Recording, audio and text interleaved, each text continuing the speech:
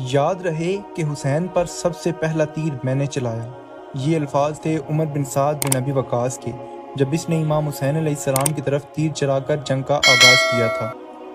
یہ تو سب کو پتہ ہے کہ عمر بن سعد نے ایسا کیوں کیا تھا۔ اگر آپ کو نہیں پتا تو آج اس ویڈیو میں ہم آپ کو بتائیں گے۔ پیارے دوستو السلام علیکم۔ پیارے دوستو یہ شخص حکومت رے کے لالچ میں اتنا اندھا ہو چکا تھا کہ یہ ملعون شخص امام حسین علیہ السلام سے جنگ کرنے میدان کربلا پہنچ گیا، پر کیا اسے وہ ملا جو وہ چاہتا تھا؟ کیا عمر بن سعد کو حکومت رے ملی تھی؟ کیا وہ اپنے مقصد میں کامیاب ہو گیا تھا یا اس کا یہ خواب اس کی موت کے ساتھ ہی چلا گیا؟ عمر بن سعد نے فرزند پیغمبر کو شہید کیا اور اہل بیت کو قیدی کر کے کوفہ لایا، پھر زندان میں پہنچا دیا۔ پھر یہ ملعون شخص بڑے غرور اور تکبر سے عبید اللہ ابن زیاد کے پاس پہنچا کہ اب اسے بہت شاباشی ملے گی، لیکن جب وہ عبید اللہ ابن زیاد کے پاس پہنچا تو عبید اللہ ابن زیاد نے اس کی کوئی تعریف نہ کی اور شاباشی نہ دی۔ علامہ مجلسی فرماتے ہیں کہ جب ابن سعد اور ابن زیاد کی ملاقات ہوئی تو ابن زیاد نے عمر ابن سعد سے کہا، وہ حکم نامہ مجھے واپس کرو جو امام حسین علیہ السلام کے قتل کے بارے میں لکھ کر دیا تھا۔ تو عمر ابن سعد نے کہا کہ وہ حکم نامہ تو میں گم کر بیٹھا ہوں،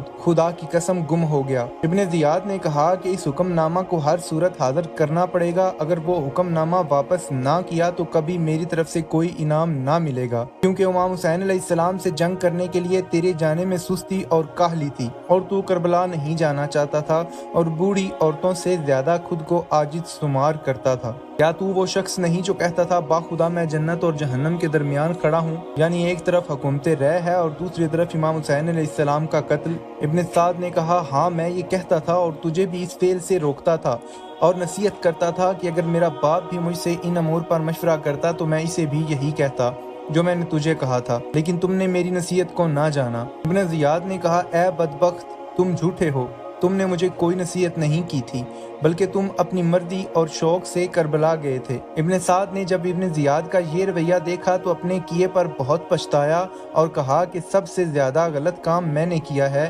ابن زیاد کی اطاعت کی اور خدا کی نافرمانی۔ بس وہ ابن زیاد کے دربار سے مغموم اور غضبناک ہو کر باہر آیا اور اپنی بقیہ زندگی اپنے آپ کو ملامت کرتا رہتا کہ میں نے بہت بڑا نقصان اٹھایا ہے۔